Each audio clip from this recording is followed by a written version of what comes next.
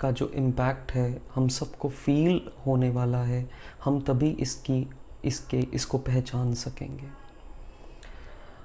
ये जो टाइम चल रहा है, जितनी ज़्यादा नेगेटिविटी बढ़ेगी उतना ह्यूमैनिटी पॉजिटिविटी को देख पाएगी, फील कर पाएगी। तो ये इसका एक नेचुरल आउटकम है। और अब ये जो जुपिटर नेपच्यून, जो दूसरे प्लैनेट जिसका प्रभाव बहुत अच्छा ह्यूमैनिटी पे पड़ने वाला है, हम सब लोग एक प्योरिटी वाली लाइफ की तरफ अग्रसर होने वाले हैं आफ्टर अ सर्टन रिवोल्ट। जैसे मैंने कहा, नवंबर तक रिवोल्ट है। 2022 में न्यू बिगिनिंग है हमारे जीवन की, जो 2023 में एक नई शेप लेगी। और 2027-28 में हम शायद ये जो स्ट्रक्चर्स हैं, बिल्कुल एक नई डायमेंशन होगी। और ये विश्व गुरु की जो बात मैं कर रहा हूँ, क्योंकि हम सत्य, जैसे मैंने कहा, सत्य सत्य रहता है।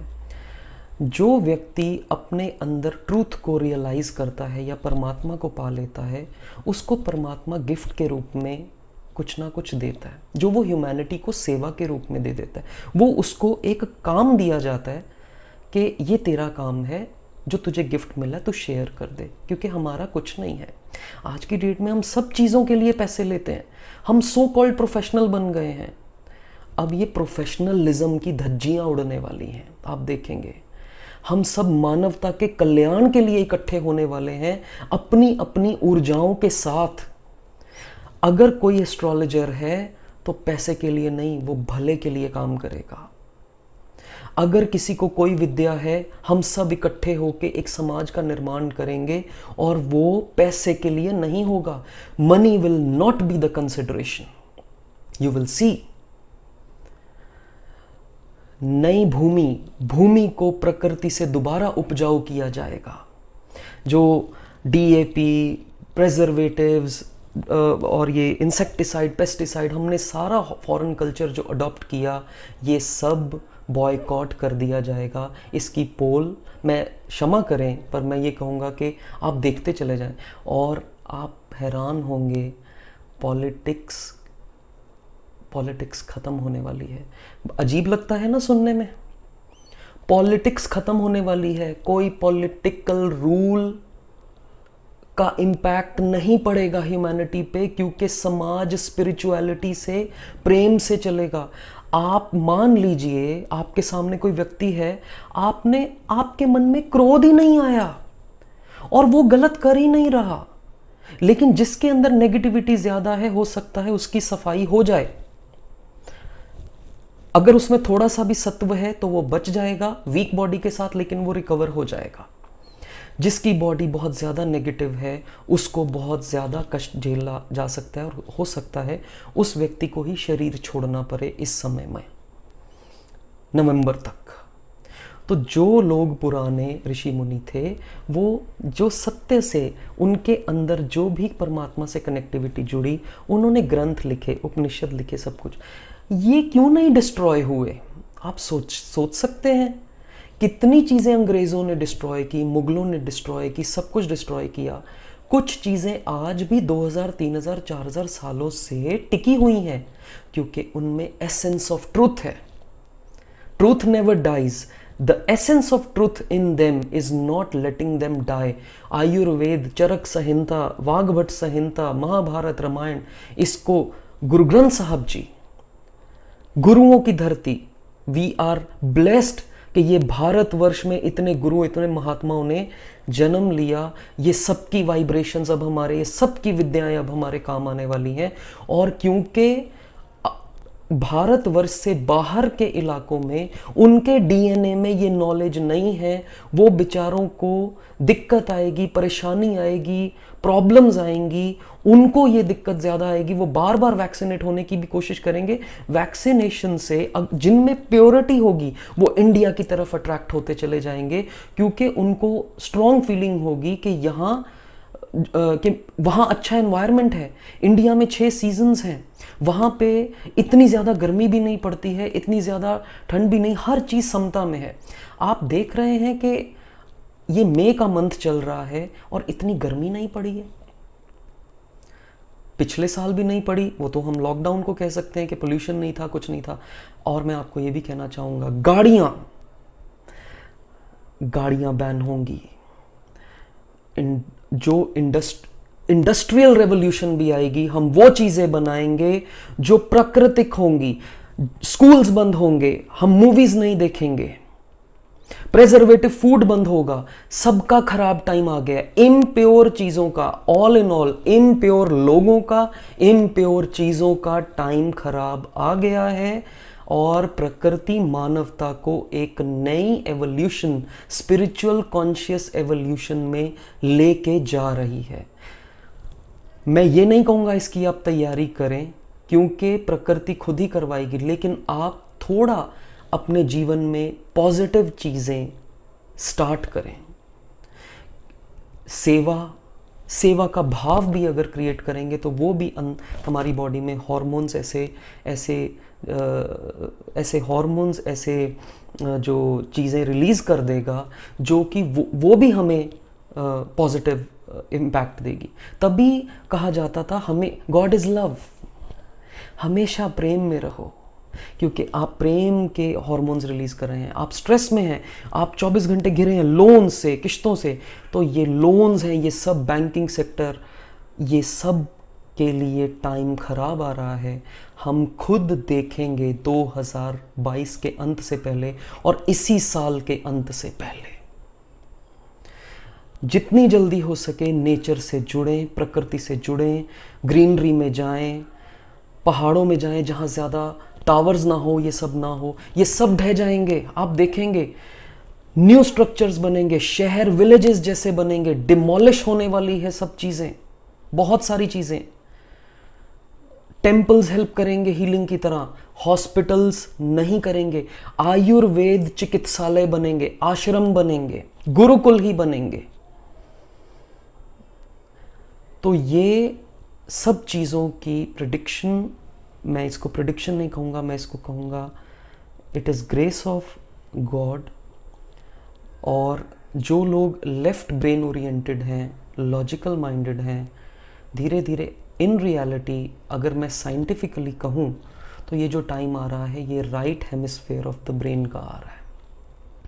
लेफ्ट हेमिस्फेयर ईगोज़ और हम लोगों की डेवलपमेंट, एक ह्यूमन बीइंग सोचता है कि मैं कुछ करूँगा, वो कम होता जा रहा है। इसलिए उसने आज तक जो भी किया है, जो नेचर को पसंद नहीं आया है, वो नेचर ध्वस्त करने वाली है। Plastic factories ban, pollution causing things ban,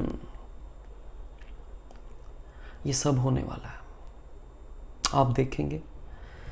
और नेचर से जुड़ें, अपने ईष्ट से जुड़ें। हर समय अगर आप कोई भी अपने मन में चैंटिंग भी कर रहे हैं तो भी आप प्रोटेक्टेड रहेंगे। बड़ी छोटी सी चीज़ है, जैसे मान लीजिए, जैसे मैंने कहा कोई व्यक्ति किसी व्यक्ति की बॉडी में हीट अभी ज़्यादा इंक्रीज़ होगी, तो अगर वो उस समय प्रेम, क्योंकि उसको क्रिएट करना पड़ेगा। हीट उसी की बॉडी में क्रिएट होगी जिसकी बॉडी में रस नहीं है, जो निरस व्यक्ति है, जिसको प्रेम फील नहीं होता, जो इंद्रियों में ज़्यादा रहा, सेल्फिशनेस में ज़्यादा रहा, उसको होगा। तो वो अगर प्रेम से अपने मन में, या ऐसे नहीं ओम नमः शिवाय, ओम नमः शिवाय, ये तो निरस है, ओम नमः शिवाय या कोई भी मंत्र प्रेम से करेगा। इसीलिए गुरबाणी के शब्द हैं या भजन हैं हिंदुइज्म में, या कहीं भी कैरल्स हैं, उसमें म्यूज़िक है। म्यूज़िक राइट मेम्ब्रेन को नरिश करता है, और जो वर्ड्स हैं, मीनिंग्स हैं, वो लेफ्ट मेम्ब्रेन को नरिश करती हैं। ये दोनों हमारे आज्ञा चक्र, पिट्यूटरी और पाइनियल ग्लैंड में ऐसे हार्मोन्स रिलीज़ करते हैं जो हमें शांत और शीतल और रिलैक्स करते हैं।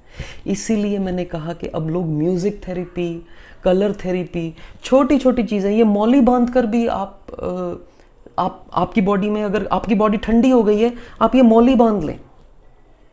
आपकी बॉडी ठंडी हो गई है, आप वाइट धागा बांध लें। गर्म हो गई है तो वाइट धागा बांध लें, वो भी बैलेंस कर देगा। ये इस लेवल तक हमारी सेंसिटिविटी इंक्रीज होने वाली है इस वायरस की वजह से।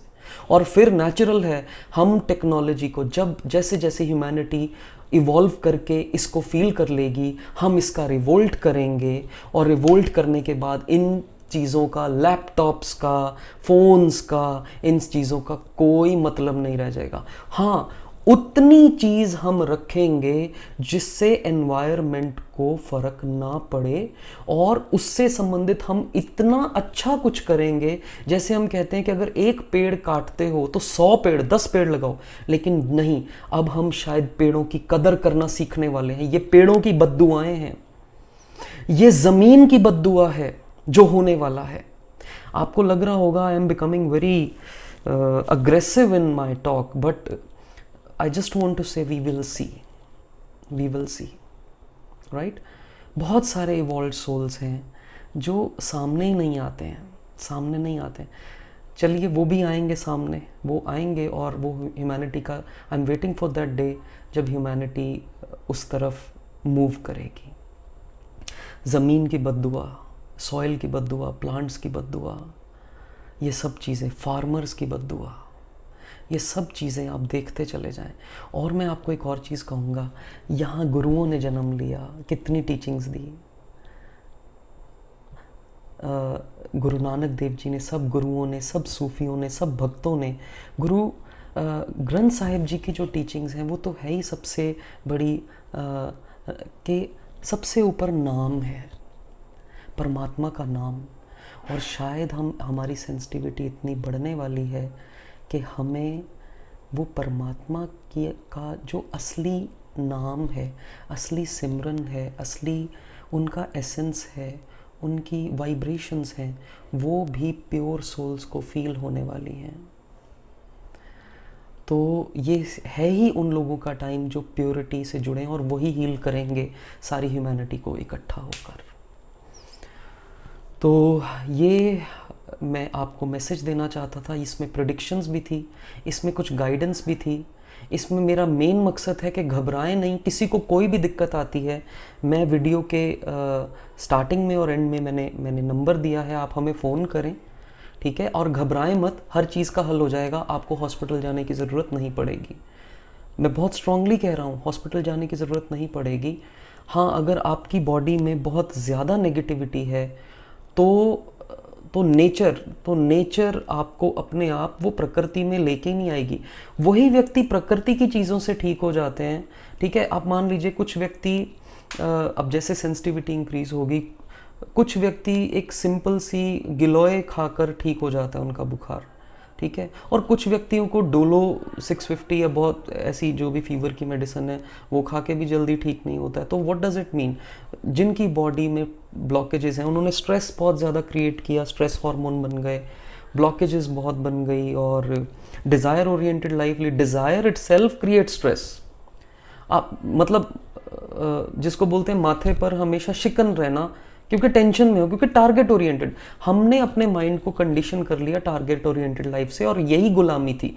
अंग्रेज 1947 में छोड़ के नहीं गए थे भारत, हमने उनकी गुलामी, ये सब साइंटिफिक चीज़ों में अपने कल्चर को बिल्कुल नज़रअंदाज कर दिया, और उनके कल्चर को अडॉप्ट करके हम वैसी चीज़ें करने लग गए, और हमारा सारा जो काम है वो ख़राब हो गया। बट हमारे जो भी इंडियन लोग हैं जो तामसिक हैं, उनकी तो कोई गारंटी नहीं है, लेकिन जिनमें थोड़ा सा भी सत्व है वो धीरे धीरे अपने सत्व में को बढ़ाएंगे, तो वो नेचर के साथ सिंक्रोनाइज होके हील हो जाएंगे और बिल्कुल ठीक हो जाएंगे। बस थोड़ी देर के लिए उनकी बॉडीज़ जो हैं वो सेंसिटिविटी या वीक ज़्यादा फील करेंगी, fatigue, unusual tiredness in legs, unusual tiredness in the body, fatigue, weakness, अगर सेक्सुअल इंटेलिजेंस हो गया तो उसके बाद शरीर ख़त्म लगे, ये सब चीज़ें हैं, ये सब रेज का कमाल है, ठीक है। एक लास्ट बात मैं आपके सामने रखना चाहूँगा, मुझे आप बताएं कि हम अगर मान लीजिए सड़क पे कोई भी व्यक्ति जा रहा है, उसकी कोई गलती ना हो और कोई गाड़ी वाला उसको ठोक दे, उसको चोट लग जाए, तो क्या होगा? वो व्यक्ति जो जा रहा था सड़क पे, वो उस पर केस करेगा, करेक्ट, केस करेगा, मुआवजा भी लेगा और उसको सज़ा भी दिलवाने की कोशिश करेगा। इन लोगों ने, अब मैं ये क्यों बता रहा हूँ आपको, ये क्यों कह रहा हूँ, आप समझिएगा।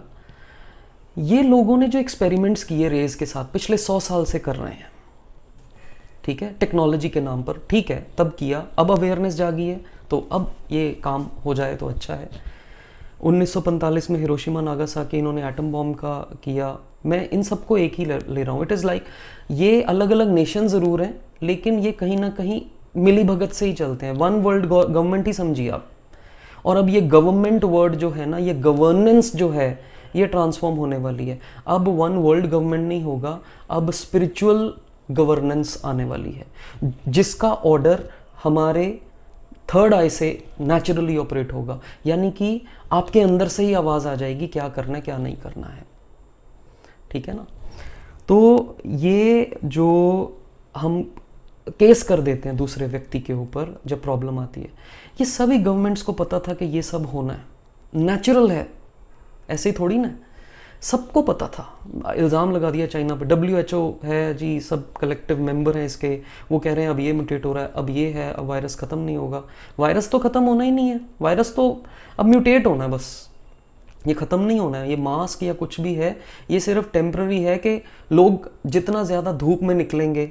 अब क्योंकि इन्होंने लॉकडाउन इसलिए भी लगाया है कि गर्मी, इन्होंने देखा है कि जब हो सकता है इन्होंने देखा हो कि जब गर्मियाँ आएंगी तो ये प्रभाव पड़ेगा, इसलिए लॉकडाउन लगाओ, लोग ज़्यादा दोपहर के समय में बाहर ना निकलें। क्योंकि जो लोग दोपहर के समय में बाहर निकलेंगे उनको फील होगा कि मेरी बॉडी में से तो जान निकल गई, मुझे पता नहीं क्या हो रहा है, इसलिए इनको लॉकडाउन लगाना पड़ रहा है।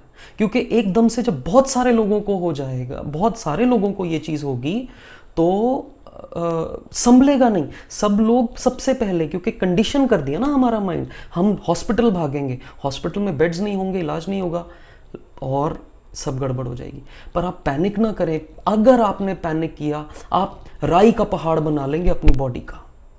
अगर आप स्ट्रॉन्ग रहे कि अच्छा ये सेंसेशन हो रही है तो उसका हल मिल सकता है, हम पॉजिटिव रेडिएशन से उसका हल कर सकते हैं, या जैसे मैंने कहा आपके घर में ही हल है।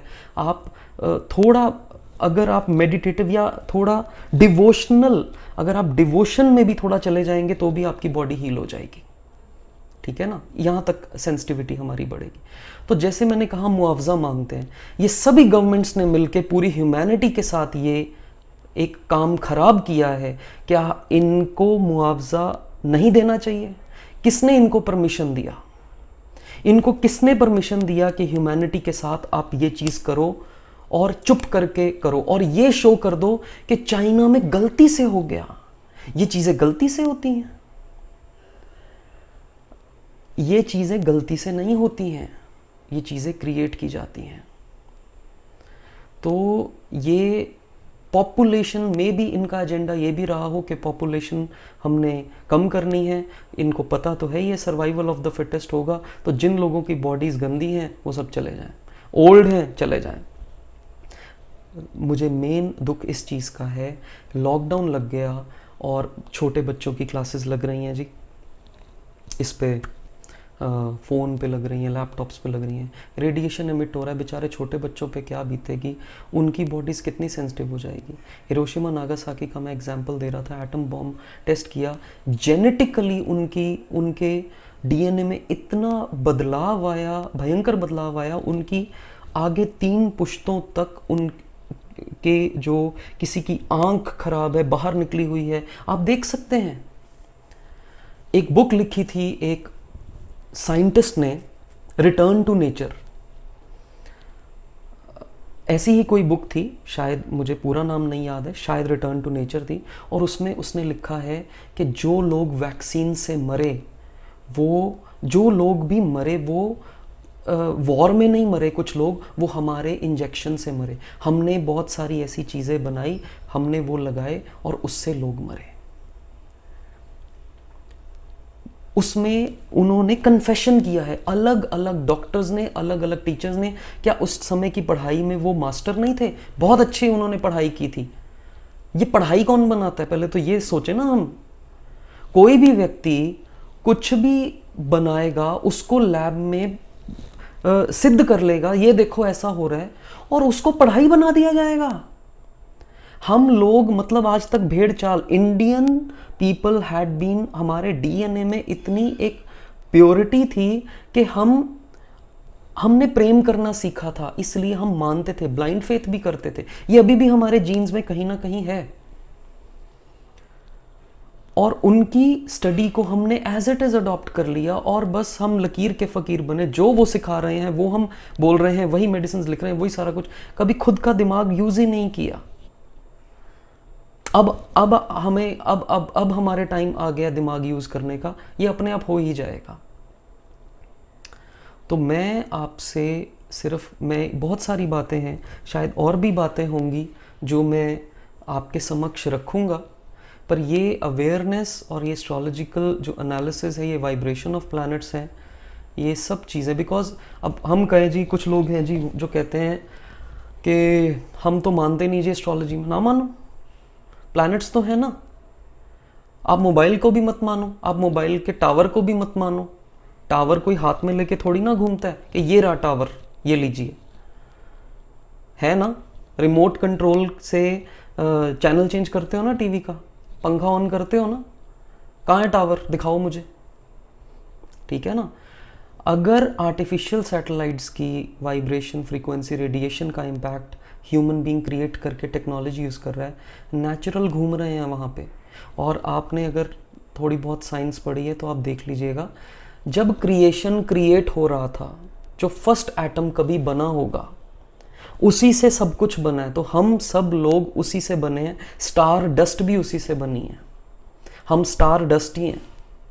इसीलिए मेरे अंदर या सबके अंदर जो जिस प्लैनेट का जो अंश है वो उससे संबंधित है, वो उससे अट्रैक्ट होता है, जैसे मैग्नेट से आयरन होता है।